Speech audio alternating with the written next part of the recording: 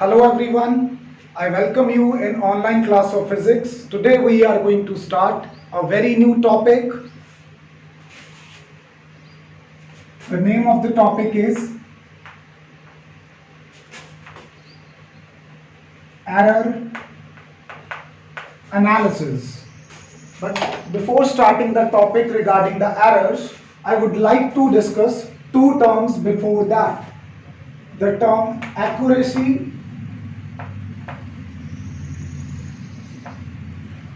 and precision. Let's talk about them one by one. First of all, I would like to talk about accuracy. अब आप कहोगे कि sir इस term में क्या प्रॉब्लम है, इसको क्यों डिस्कस करना? देखो, फिजिक्स जो है it is science of measurement.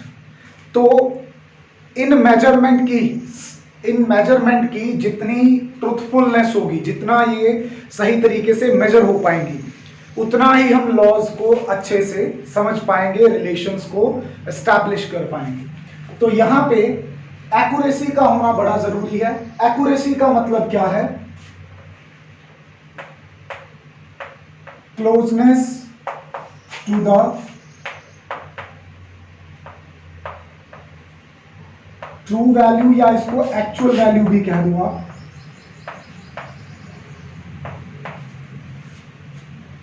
किस चीज की? मेजर्ड वैल्यू की. आपको इस चौक का मास मेजर करने के लिए कहा गया. अब इसका मास मुझे पता है, लेट्स से आपको मैंने दे दिया कि इसका मास मेजर करके बताओ. आप एक आंसर लेके आते हो मेरे पास कि सर इतना मास आ रहा है इसका. अब आई विल चेक कि आपका जो आंसर है वो मेरे पास जो एक्चुअल आंसर था इसका, मेरे पास एक्चुअल आंसर था इसका, तो वो आपका आंसर मेरे आंसर के कितना क्लोज है. Let's say the mass of this chalk is 5 grams. If you report me that it is 4.99 grams, I will say your answer is very close to the actual mass of this chalk. So you are accurate. तो accuracy को देखने का फायदा क्या होता है? हम यहाँ पे free from errors हो सकते हैं. आजादी मिल जाएगी गलतियों से अगर हम किसी चीज की accuracy maintain कर पाए, right? अच्छा, जितनी ज्यादा एक्यूरेट मेजरमेंट्स होंगी उतने कम एरर्स आएंगे हमारे पास. ठीक है, so we can get rid of the errors if we measure something very accurately. तो ये तो हो गई सिंपल टर्म. आगे आ जाते हैं प्रिसीजन पे.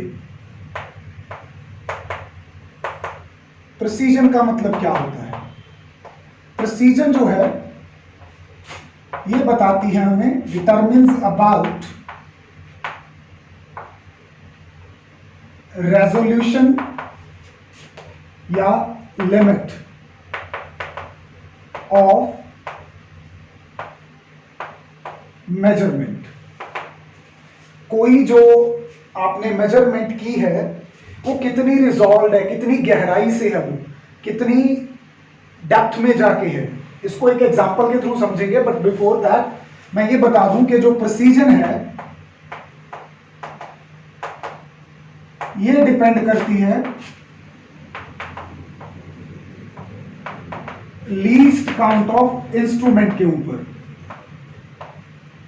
किसी मेजरमेंट को करने के लिए आपने जो इंस्ट्रूमेंट यूज किया उसका लीस्ट काउंट कितना था. अभी ये लीस्ट काउंट वर्ड आपके लिए नया नहीं है, 9th-10th में आपने पढ़ा था, फिर भी मैं आपको बता देता हूं what do we mean by least count. Least count का मतलब होता है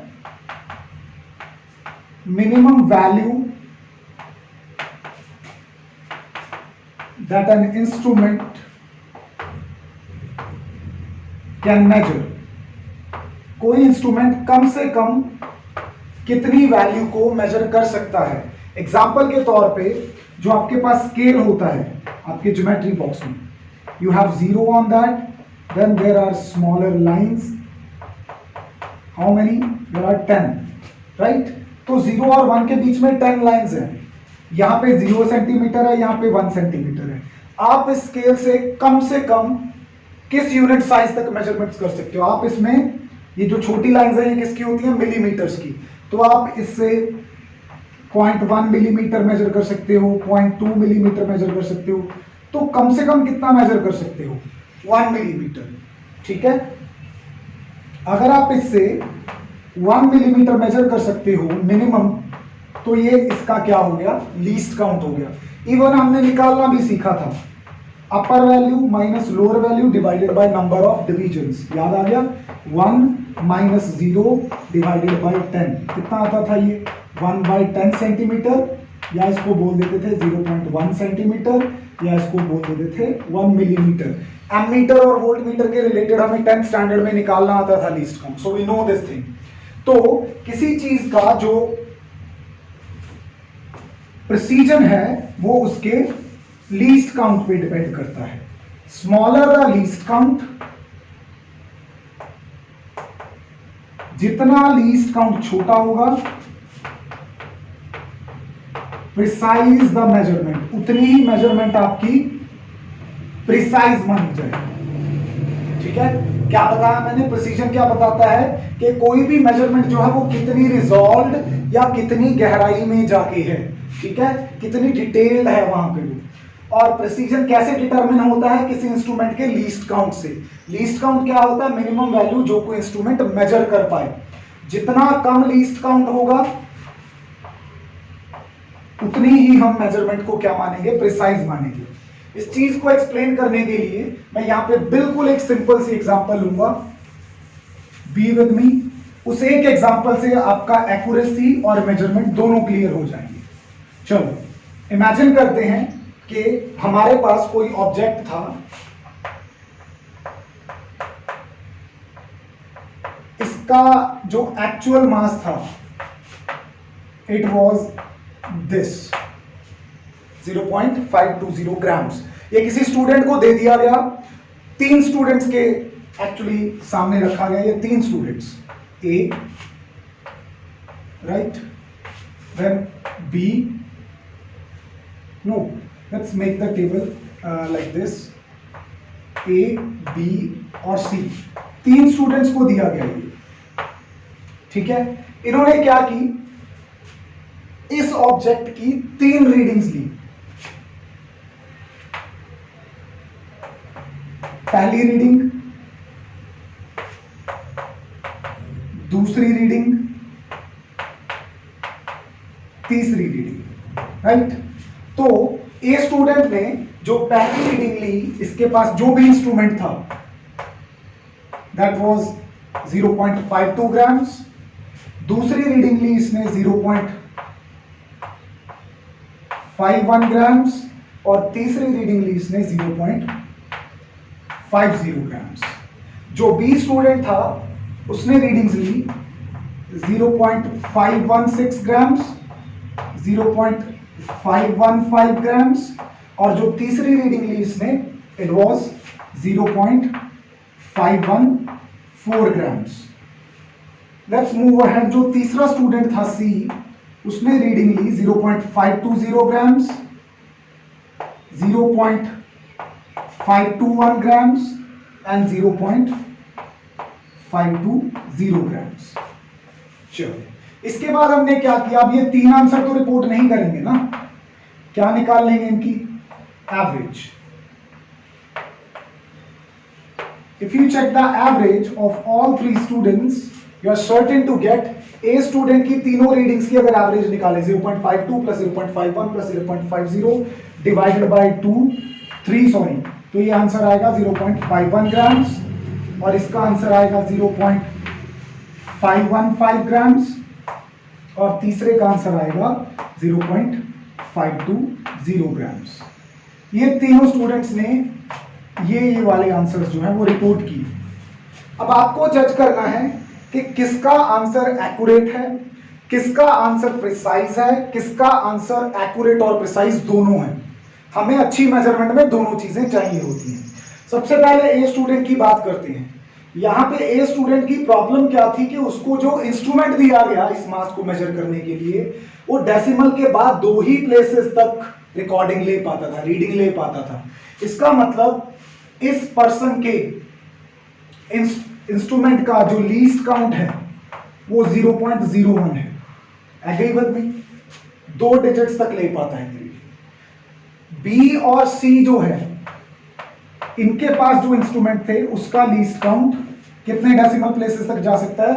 ये रीडिंग 3 डेसिमल प्लेसेस थी, तो 001 और इसका भी कितना था? 001। तो आप ध्यान से देखो कि किसका लीस्ट काउंट स्मॉल है, किसका लीस्ट काउंट लार्ज है। As compare to B and C, जो ए पर्सन है इसका लीस्ट काउंट लार्ज है, तो इसका मतलब इसकी जो मेजरमेंट है वो लेस प्रिसाइज है इन दोनों के कंपैरिजन में, और इन दोनों की जो मेजरमेंट है वो ज्यादा प्रिसाइज है। मैंने आपको बताया था कि लीस्ट काउंट से पता चल जाता है हमें, यानी कि सीधा सा फंडा है, जो एक्चुअल मेजरमेंट में डेसिमल प्लेसेस हैं, अगर आप उतने डेसिमल प्लेसेस को अप्रोच कर पा रहे हो इसका मतलब आप प्रिसाइज हो रहे हो वहां पे, ठीक है। लेकिन अगर आपके डेसिमल प्लेसेस उससे कम है, इसका मतलब आप कम प्रिसाइज हो वहां पे। अच्छा, फिर ये तो हो गया प्रिसीजन। अब आ जाती है एक्यूरेसी की बात। ये तो हो गया प्रिसीजन, हमने बता दिया कि कौन लेस प्रिसाइज है, कौन मोर प्रिसाइज है। अब अगर यहाँ पे एक्यूरेसी की बात करें, एक्यूरेसी की डेफिनेशन क्या थी कि आप एक्चुअल आंसर के कितना क्लोज हो। Now you can see the 3 answers, आप अपने सामने देख लो रख के कि कौन सा आंसर एक्चुअल आंसर के ज्यादा क्लोज है। 0.51, ये तो मतलब ये 52 है डिफरेंस, ये 0.515, ये 0.520, ये 0.520, this is 0.520। so the answer of C is more closer to the actual value, so it is more accurate, it is less accurate, it is also less accurate. So you can report the answer student A is less precise and less accurate, student B is more precise but less accurate, student C is more precise as well as more accurate। इस तरह की कोई भी example आपको आती है तो आप वहां पे इसके साथ अपने कॉन्सेप्ट के साथ काम कर सकते हो। चलो, after learning accuracy and precision, let's move ahead to the concept of errors. Error का मतलब क्या होता है? कई बार हम कंप्यूटर पे देखते हैं, कोई वीडियो प्ले करते हैं, कोई सॉफ्टवेयर चलाने की कोशिश करते हैं, तो वहां पे आ जाता है एरर डिटेक्टेड, एरर फाउंड। तो एरर का मतलब क्या होता है? एरर का मतलब होता है गलती। What is error? How do we define error? Error is equal to, mathematically इसको कैसे बताते हैं? ये तो सिंपल, तो आपको पता है कि इसका मतलब गलती है। मैथमेटिकली जो एरर होता है वो इक्वल होता है किसी चीज की ट्रू वैल्यू और जो उसकी मेजर्ड वैल्यू है उसके डिफरेंस के बराबर। जैसे मैं एग्जांपल दे रहा था कि लेट्स से इसका मास जो है 5 ग्राम्स है, आपने मुझे आंसर रिपोर्ट किया कि सर मैंने मेजर किया इसको, मेरे पास जो आंसर है 4.6 ग्राम्स आ रहा था, तो एक्चुअल मैं बोल रहा हूं कि 5 ग्राम्स है, आपने मुझे बताया कि 4.6 ग्राम्स है, तो आपकी मेजरमेंट में कितना एरर हो गया? ये हो गया 0.4 grams. This is the error occurred when you measure the things, ठीक है। तो इस तरह से हम एरर को डिफाइन करते हैं मैथमेटिकली, राइट। अभी जो एरर्स हैं इसकी हमें यहां पे क्या देखनी है? टाइप्स। डिफरेंट बुक्स में डिफरेंट टाइप्स मिल सकती हैं, नेम थोड़े से कॉमन लगेंगे, बट बेसिकली जो एरर्स हैं मैं इनको 3 कैटेगरीज में बांट के चल रहा हूं। The first category is systematic error. कौन से एरर बोल रहा हूं? Systematic error. दूसरे एरर कौन से हैं? Random error. And the third type of errors are gross errors. किसी बुक में भी हो सकता है कि आपको कांस्टेंट एरर भी लिखा मिल जाए, पर हम यहाँ पे we are not into the race के हमें सब वो चीजें यहाँ पे डिस्कस करनी है। एक बेसिक कॉन्सेप्ट समझ लें, वो इसके अंदर ही आ जाएगा, ठीक है। जैसे यहाँ पे सिस्टमैटिक एरर की बात करें तो सिस्टमैटिक एरर क्या होता है? सिस्टमैटिक एरर, यहाँ पे 1 बाय 1 लेके चलते हैं पॉइंट्स इनके। सबसे पहले मैं डिस्कस करूंगा यहां पे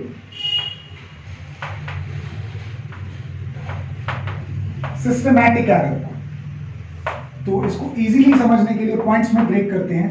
सबसे पहला point, what are systematic error? जो एक ही डायरेक्शन में चलते जाते हैं। एक ही डायरेक्शन में कैसे?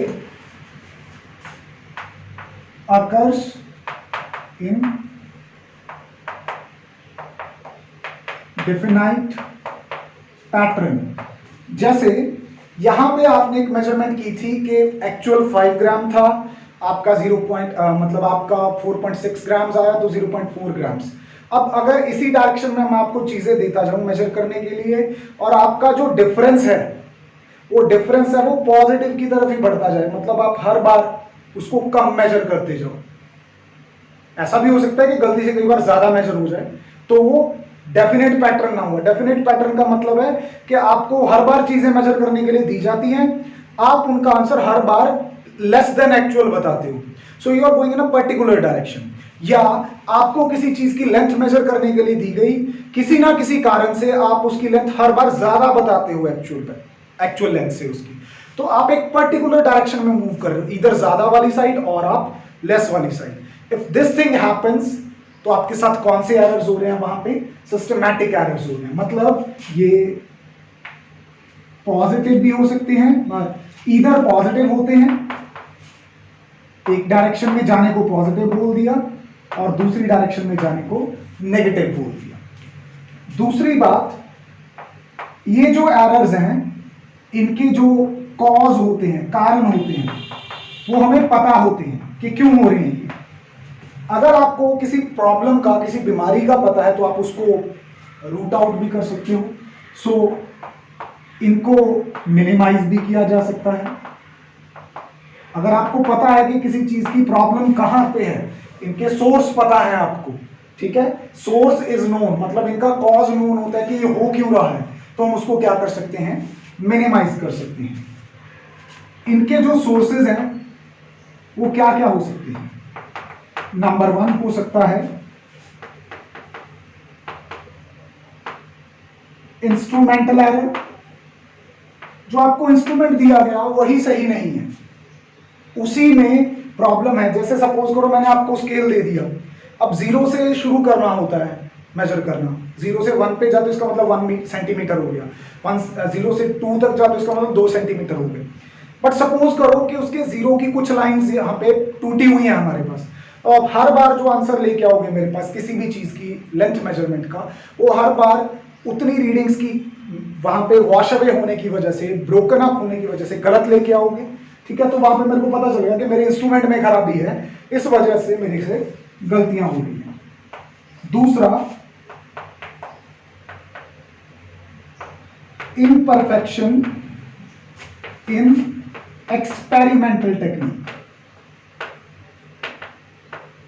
आप यहां पे कोई एक्सपेरिमेंट कर रहे हो, आपको उसकी टेक्निक प्रॉपरली नहीं पता है, तो वहां भी क्या होगा? वहां भी आपके एरर्स आएंगे। जैसे आपके पास एक स्प्रिंग बैलेंस है, स्प्रिंग बैलेंस पे आपने कोई चीज लटका ली, लेट्स से स्प्रिंग बैलेंस पे आपने ये डस्टर लटका लिया, तो स्प्रिंग बैलेंस पे इसका क्या आ जाएगा? इसका वेट भी आ जाएगा, इसका मास भी आ जाएगा। चलो, तो आपने जो वेट मेजर किया, व्हाट डू यू थिंक कि आपने ये सही मेजर किया? Yes, you will say that कि सर सभी ऐसा करते हैं तो हमने भी वैसे ही कर दिया। But you forgot one thing, the concept of buoyancy. Archimedes principal हमने पढ़ा था कि जब भी किसी फ्लूइड के अंदर किसी बॉडी को रखा जाता है तो वो बॉडी फ्लूइड को डिस्प्लेस करती है। बॉडी जितना वेट फ्लूइड का डिस्प्लेस करती है, बॉडी का वेट उतना ही कम हो जाता है। तो इस डस्टर के ऊपर बेसिकली यहाँ पे बायंट फोर्स लग रही थी, जिसकी वजह से इसका आंसर मेरे पास हमेशा क्या आएगा? कम आएगा। तो इसका मतलब मेरी एक्सपेरिमेंटल टेक्निक सही नहीं है। बहुत एक्यूरेटली अगर मुझे इसका वेट और मास मेजर करना है, तो वो जो स्प्रिंग बैलेंस है वो एक्चुअल वैल्यू से थोड़ा सा यहाँ पे क्या करेगा? वेरी करेगा। फिर डेली लाइफ में इसका मतलब हम गलतियां करते जाते हैं? नहीं, वो इतना कम डिफरेंस होता है कि आपकी रूटीन लाइफ में वो मैटर नहीं करता। जैसे सब्जी खरीदते हो आपने 1 किलो कुछ खरीदा, अगर वो 1 किलो 10 ग्राम भी हो जाएगा तो सब्जी वाला एज वेल एज यू, आपको वहां पे कोई डिफरेंस नहीं पड़ेगा। 1 किलो से चलो 10 ग्राम कम भी हो गया, 5 ग्राम कम भी हो गया, तो भी आप कई बार सोच लेते हो कि that does not make any difference. तो आपकी मैक्रोस्कोपिक लाइफ में कोई ज्यादा फर्क नहीं पड़ता। But if you are a physicist, if you are a science student, तो आपके लिए ये चीजें मायने रखेंगी when you are working in the lab. तो दूसरा हो गया इम्परफेक्शन इन एक्सपेरिमेंटल टेक्निक। तीसरा पर्सनल एरर, ये आपकी वजह से होता है। सपोज करो कि यहां पे कोई स्केल है, ठीक है, इस स्केल की रीडिंग्स बनी हुई है, इसके सामने मैंने कोई ऑब्जेक्ट रख दिया, दिस ऑब्जेक्ट, और आपको कहा कि इसकी लेंथ, तो सपोज करो कि आपको इस ऑब्जेक्ट की लेंथ मेजर करनी है। If a student takes the reading from this portion, from this direction, he is going to see this reading due to line of sight, right? But if somehow has the habit of recording the things not into the line of sight but above or below the line of sight, then that person is going to see some different reading. This, the next one. So, due to your personal reasons for not being able to take the correct reading, you may occur errors, right? Then the next factor is error due to external factors, जैसे कि temperature, humidity, कुछ इस तरह की problem जो है वो आ रही है, तो उसकी वजह से भी एरर्स आ सकते हैं, right? Then you may have least count error. अगर आपका जो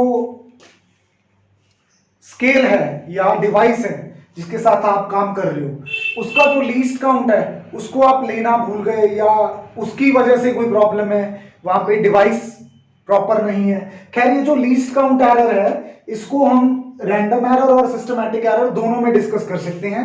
that is common to some values in both of cases. अच्छा, तो सिस्टमैटिक एरर के बाद आगे चलते हैं, किसके ऊपर आगे डिस्कस करेंगे हम? रैंडम एरर्स को।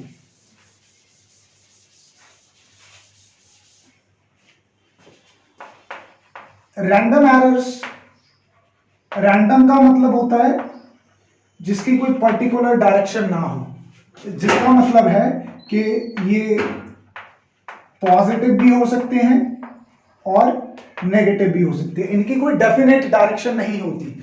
मतलब ऐसा हो सकता है कि आपने पहली रीडिंग ली, वो बढ़ के आ रही है, दूसरी रीडिंग ली, कम होके आ रही है, तीसरी और चौथी रीडिंग फिर बढ़ के आ रही है, पांचवी रीडिंग फिर कम होके आ रही है।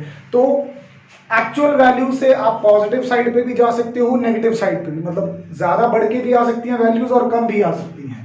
ये ऑल ऑफ ए सडन क्या है, एक डायरेक्शन से दूसरी डायरेक्शन में क्या कर जाते हैं, शिफ्ट कर जाते हैं, राइट? मतलब क्या मिलती है हमें यहाँ पे? इरेगुलरिटी मिलती है पैटर्न में। उसके बाद इनके जो सोर्सेज हैं वो क्या हो सकते हैं? सोर्सेज ऑफ एरर में इसके पास आ जाते हैं हमारे पास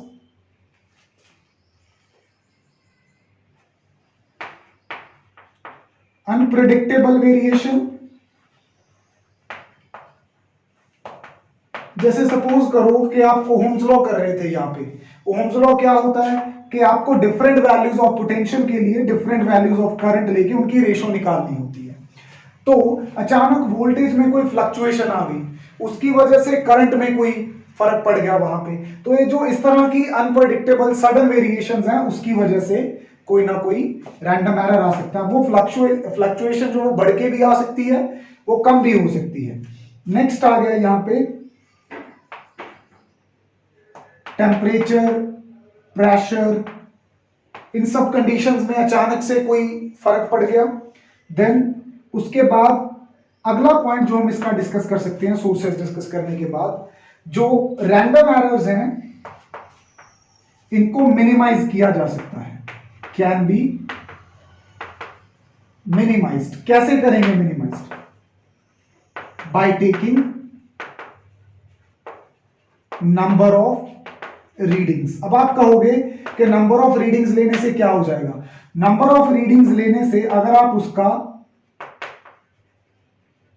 अरिथमेटिक मीन यानी कि आप सिंपल एवरेज निकाल लेते हो उसकी, जिसमें sum of terms over number of terms लगाते हैं फॉर्मूला, तो आपका जो आंसर आएगा यहां पे एवरेज वैल्यू होगी, that can be regarded as true value. तो ज्यादा नंबर ऑफ रीडिंग्स लेके हम इसको क्या कर सकते हैं? मिनिमाइज कर सकते हैं यहां पे, राइट। नेक्स्ट आ जाता है ग्रॉस एरर। ग्रॉस एरर जो है ये हमारी पर्सनल केयरलेसनेस की वजह से होता है।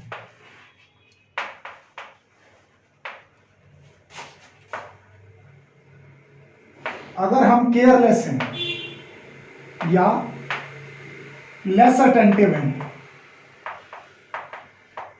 तो इस तरह के एरर्स हमें देखने को मिल सकते हैं। फॉर एग्जाम्पल, आपने किसी स्केल से मेजरमेंट करनी थी, ठीक है, उस स्केल में आगे की कुछ रीडिंग मिसिंग थी, तो आपने वहां पे उसको कंपनसेट करने के लिए क्या कैलकुलेट कर लिया? जीरो एरर कैलकुलेट कर लिया। अब इस जीरो एरर को मेजर्ड वैल्यू में प्लस या माइनस करना होता है, ठीक है, प्लस या माइनस, ठीक है। तो आप ऑब्जर्वेशन लेते जा रहे हो, कैलकुलेशंस करते जा रहे हो, लेकिन ये जीरो एरर को तो कंपनसेट कर ही नहीं रहे मेजर्ड वैल्यू में, तो ये आपकी केयरलेसनेस की वजह से हुआ ना। तो अगर आप यहां पे सिंसियर हो जाओ या केयरफुली काम करो तो आप इन एरर्स को क्या कर सकते हो? यहां पे रिमूव कर सकते हो। चलो, तो ये तो हो गया एरर और उसके टाइप्स। ये सब डिस्कस करने के बाद हम इनको न्यूमेरिकली कैसे कैलकुलेट करें, जो हमें न्यूमेरिकल्स आते हैं, जो हमें एक्सपेरिमेंट्स करने होते हैं, वहां पे हम कौन कौन से एरर्स जो हम वो कैलकुलेट करते हैं और अपना आंसर कैसे रिपोर्ट करते हैं, तो यहां पे हम उसके बारे में डिस्कस कर लेंगे एक बार। इसको ध्यान से करना क्योंकि इस पे न्यूमेरिकल्स बेस्ड है। कैलकुलेशन ऑफ एरर्स, सबसे पहला स्टेप जो होता है हमारा, ये प्रॉपरली हम यहां पे क्या करेंगे? सपोज हमें क्या कैलकुलेट करना आ गया? एब्सोल्यूट एरर डिस्कस करना आ गया यहां पे, या कैलकुलेट करना आ गया, ठीक है। तो एब्सोल्यूट एरर होता क्या है? Absolute error is magnitude of difference of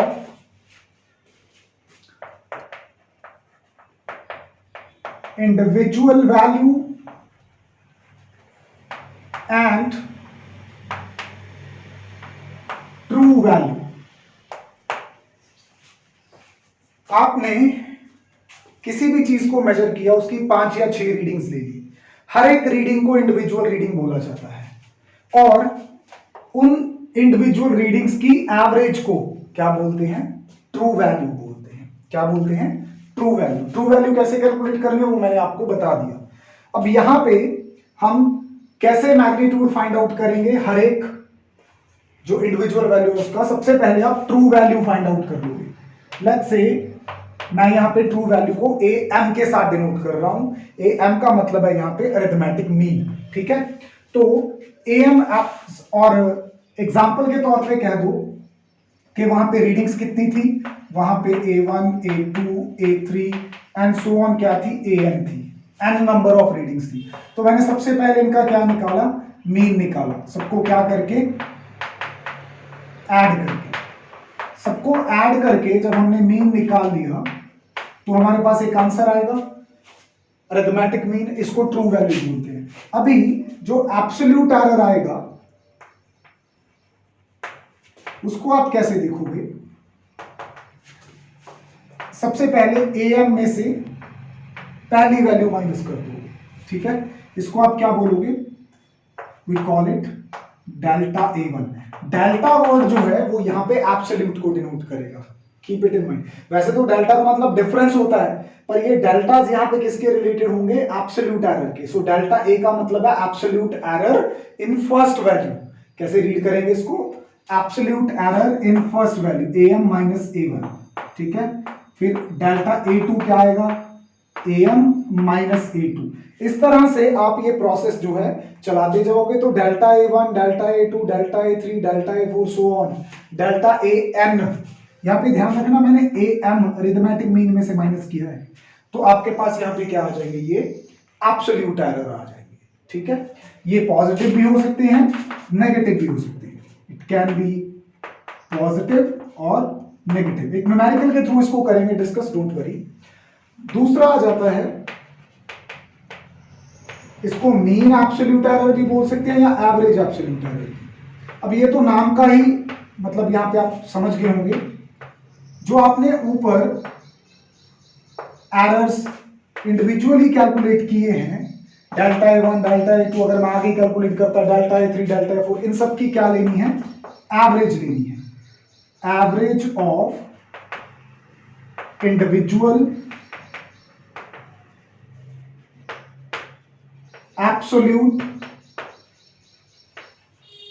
errors, ठीक है। तो इसको मैं डिनोट करूंगा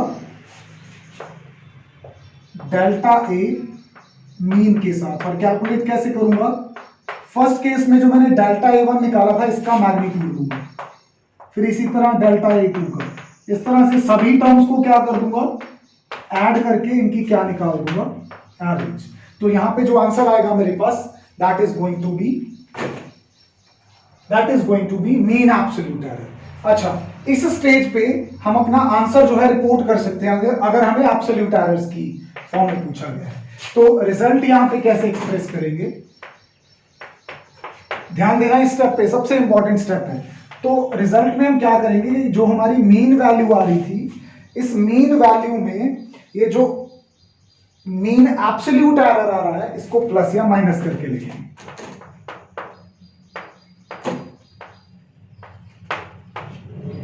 this is how we report the answer.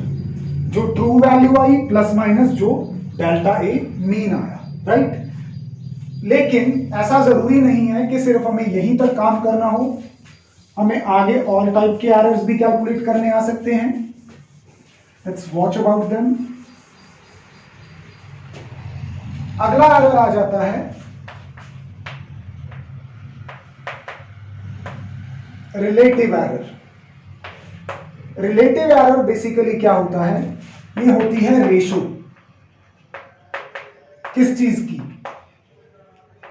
जो हमने पिछले स्टेप में मीन एब्सोल्यूट एरर निकाला था उसकी किसके साथ, ट्रू वैल्यू के साथ। How do we denote it, we denote relative error with this symbol.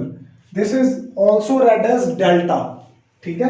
तो ये भी डेल्टा है, दिस इज ऑल्सो डेल्टा, दोनों का मतलब चेंजेस, डिफरेंसेस ऐसा नोट करना होता है। तो डेल्टा ए कैसे निकालेंगे, it will be delta a mean by true value. This is how we calculate relative error. अच्छा, रिलेटिव एरर फाइंड आउट करने के बाद नेक्स्ट आ जाता है परसेंटेज एरर। परसेंटेज एरर के अंदर हम यहां पे क्या करेंगे कि परसेंटेज ऑफ रिलेटिव एरर को ही निकालेंगे, मतलब रिलेटिव एरर की परसेंटेज को परसेंटेज एरर बोला जाता है। तो यहां पे डेल्टा ए परसेंटेज क्या होगी, जो ऊपर डेल्टा ए आएगा इसको सिंपली 100 से क्या कर देना है, मल्टीप्लाई कर देना। These are the 4 steps. अच्छा, इसको करने के बाद एक बार फिर से हम आंसर दे सकते हैं। यहां पे वो आंसर कैसे देते हैं,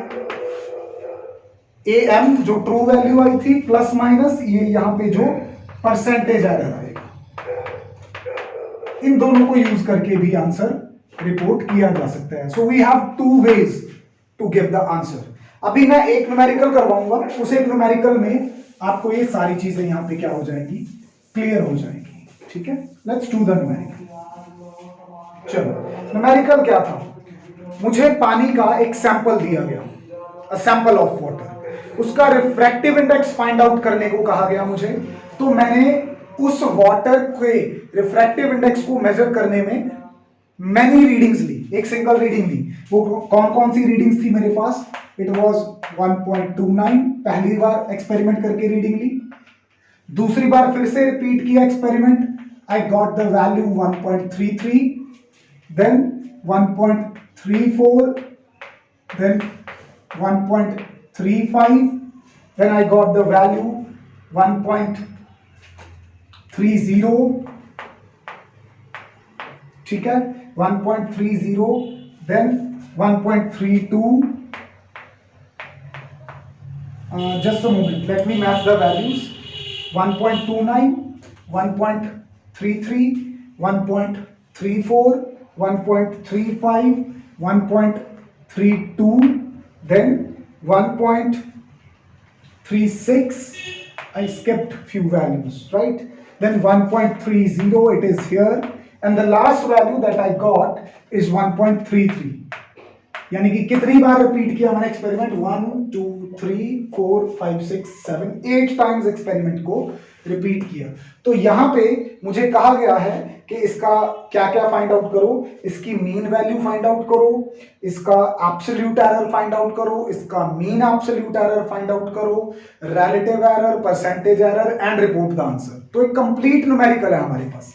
सबसे पहले ये स्टेप बाय स्टेप, और आपको ये स्टेप्स फॉलो करने होंगे, कोई भी स्टेप ऊपर नीचे नहीं हो सकता यहाँ पे। सबसे पहले आप क्या निकालोगे? इसकी मीन वैल्यू या ट्रू वैल्यू निकालोगे। अच्छा, किस चीज की मेजरमेंट्स हैं? ये रिफ्रैक्टिव इंडेक्स की मेजरमेंट है। तो रिफ्रैक्टिव इंडेक्स का सिंबल या तो आप म्यू यूज कर लो या एन यूज कर लो, मैं म्यू यूज कर रहा हूं। तो सबसे पहले मैं मीन वैल्यू निकालूंगा। ये कैसे निकलेगी? सभी को यहां पे क्या कर देंगे? ऐड कर देंगे,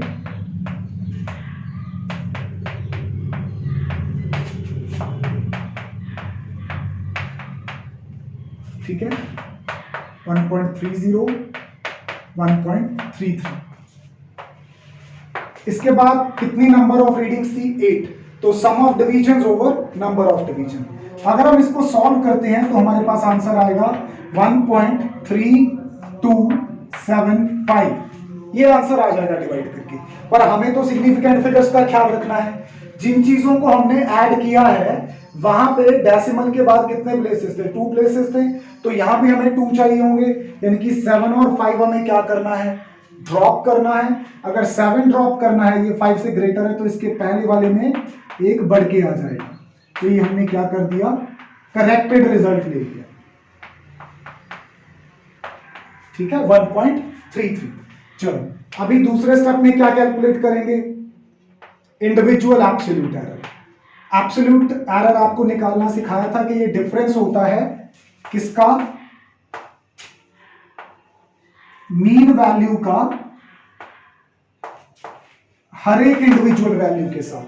तो सबसे पहले मैं यहां पे डेल्टा μ1 कैलकुलेट करूंगा। वो कैसे निकलेगी? Mean value minus first value. तो 1.33 में से 1.29 यहां पे हम क्या करेंगे? माइनस करेंगे। कितना आएगा ये? इट विल बी 0.04, और ये किसका आएगा? प्लस का, ठीक है, क्योंकि बिगर में से स्मॉलर वैल्यू माइनस होगी। फिर जब आप उसी मीन वैल्यू में से सेकेंड वैल्यू माइनस करोगे, सेकेंड कितनी है? 1.33। So your answer is going to be 0.00। Then proceeding in the same way आप यहां पे थर्ड वैल्यू माइनस करोगे, 1.33 माइनस तीसरी वैल्यू कितनी है? 1.34। Now see this comes out to be 0.01। तो it can be positive, it can be negative. अगर मैं इसी मैनर में चलता जाऊं तो मेरे पास -0.02, देन आई विल हैव, ये मेरे पास आया था delta 1, delta μ2, delta μ3, then this is delta μ4। अगर मैं डेल्टा μ5 लिखूं यहां पे, तो डेल्टा μ5 मेरे पास जो आता है it is 0.01, delta μ6 comes out to be -0.03। इसी तरह से डेल्टा म्यू 7 अगर मैं कैलकुलेट करूं माइनस करके, that comes out to be 0.03 and delta mu 8 इसी वे से, मतलब इस वैल्यू में से लास्ट वैल्यू माइनस करूं, that comes out to be 0.00। तो आपने ये इंडिविजुअल दिस वन ये जिनको मैं सर्कल में डाल रहा हूं, ये आपके बेसिकली क्या है, इंडिविजुअल एब्सोल्यूट एरर्स हैं। इंडिविजुअल एब्सोल्यूट एरर्स कैलकुलेट करने के बाद हमें नेक्स्ट कैलकुलेट करने होते हैं। फॉर द टाइमिंग मैं इरेज कर रहा हूं, आपको ध्यान रखना है कि इन्हीं वैल्यूज को यूज करना है, ये जो मैंने सर्कल में पुट की है। हम क्या निकालेंगे यहां पे, mean absolute error. Mean absolute error निकालते हैं।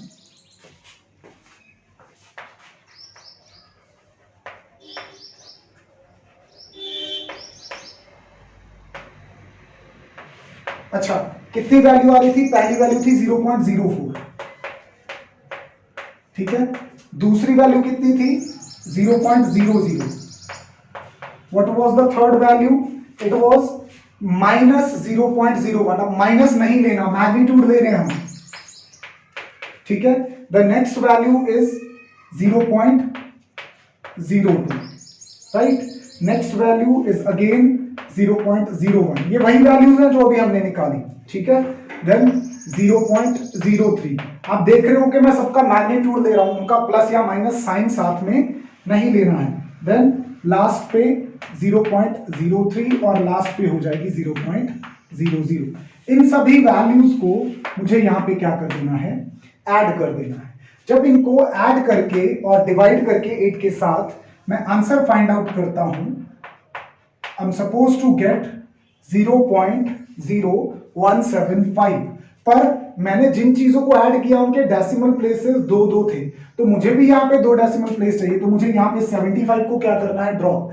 तो ये पहला डिजिट देखो 7, इट इज ग्रेटर देन 5, तो पिछले डिजिट में 1 क्या हो जाएगा, ऐड हो जाएगा। तो राउंड इसको करेक्ट करने पे हम देखते हैं कि जो हमारी मीन वैल्यू आती है एब्सोल्यूट एरर की, वो कितनी आती है, 0.0। यहां पे मैं एक रिजल्ट रिपोर्ट कर सकता हूं कि मेरे पास जो वैल्यू आई है किसकी, रिफ्रैक्टिव इंडेक्स ऑफ वाटर की,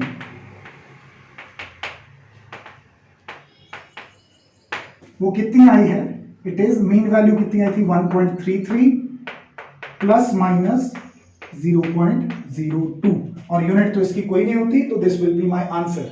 बट अगर मुझे आगे यहां पे पहले रिलेटिव एरर फाइंड आउट करना है,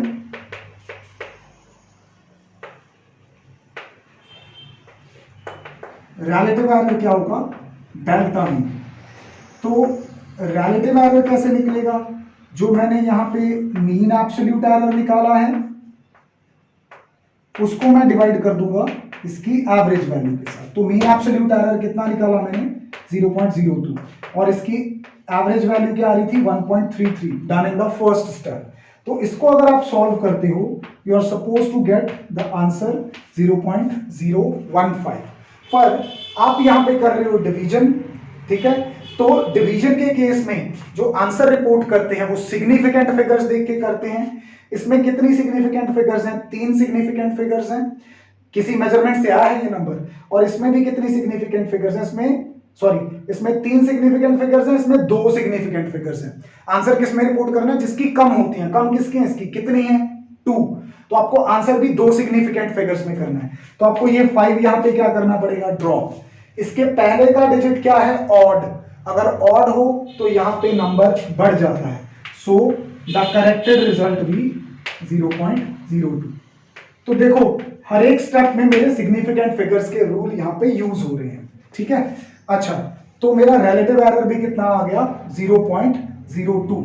अगर मैं यहां पे परसेंटेज रिलेटिव एरर देखूं,